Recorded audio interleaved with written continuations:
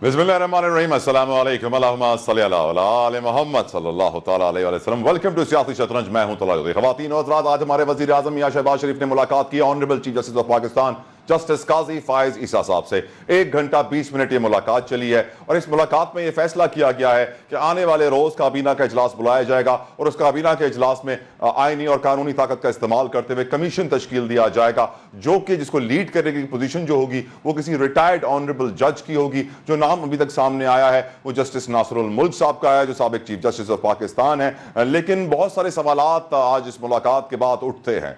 पहला सवाल ये है कि उन जजेस ने जिन्होंने सुप्रीम जुडिशल कन्वेंशन बुलाने का मुतालबा किया था, क्या वो एक कमीशन पे मुत्तमईन हो जाएंगे? क्योंकि पाकिस्तान की तारीख में एक नहीं हजारों कमीशन बने हैं और कोई भी कमीशन अपने मंतकी अंजाम पर नहीं पहुंचा। क्या ये कमीशन पहुंच पाएगा? क्या ये कमीशन हमारे ऑनरेबल हाई कोर्ट के जजेस को वो महफूज फीलिंग दे पाएगा कि उनके घर के अंदर अब कुछ नहीं होने वाला, उनके रिश्तेदारों को कोई नहीं उठाएगा और वो आजादी के साथ बिला खौफ व खतर इंसाफ कर सकेंगे? ये एक बहुत बड़ा सवाल है कि कन्वेंशन या कमीशन। दूसरा सवाल ये उठता है, आज़म नज़ीर तारड़ साहब जब प्रेस कॉन्फ्रेंस कर रहे थे तो उन्होंने फरमाया कि बहुत संजीदा गुफ्तगू हुई। यकीनन सब यही समझ रहे संजीदा गुफ्तगू ही होगी, लेकिन दूसरा जब वर्ड जो उन्होंने यूज किया, दूसरा लफ्ज जो उन्होंने इस्तेमाल किया, संजीदा और तकलीफ दे गुफ्तगू।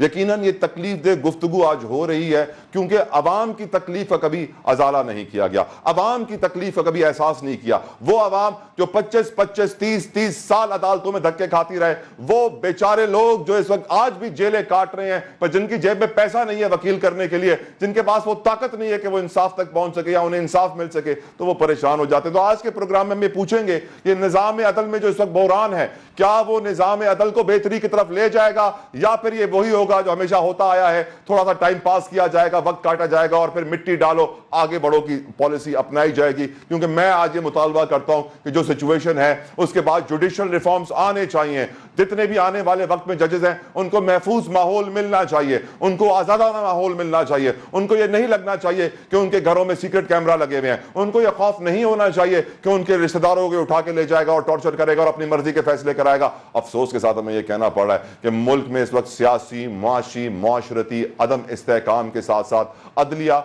जो पहले ही बोसीदा और फरसूदा निजाम था, मजीद खतरात का सामना कर रहा है। ना सिर्फ ये, हम ये भी जानते हैं कि आज एक और मुआशी खतरा यह है, बिजली महंगी कर दी गई है, पेट्रोल महंगा होने वाला है, गैस महंगी होने वाली है, सब कुछ महंगा हो चुका है। और अगर कोई सस्ता आइटम बेचेगा जो हुकूमती निर्ख है उससे 8 रुपए सस्ता भी बेचेगा तो उसके खिलाफ FIR भी होगी, वारंट भी निकलेगा, जुर्माना भी होगा। लेकिन अगर एक आला अफसर का बेटा कराची की सड़कों पर दंडनाते हुए फायरिंग करेगा और असला लहराता रहेगा, लोगों को डराता रहेगा, उसके खिलाफ कोई एक्शन नहीं होगा। नबी करीम सल्लल्लाहु अलैहि वसल्लम ने फरमाया था कि अगर किसी रईस के लिए इंसाफ कुछ और हो और गरीब के लिए इंसाफ कुछ और हो, यानी अगर रईस को छोड़ दिया जाए और गरीब को पकड़ लिया जाए, वो मुआशरे तबाह हो जाते हैं। यही सवाल मैं आज के प्रोग्राम में उठाऊंगा। मेरे साथ एक कमाल पैनल भी मौजूद होगा, लेकिन उनसे गुफ्तगू करने से पहले, उनका तारुफ करवाने से पहले ब्रेक लीजिए।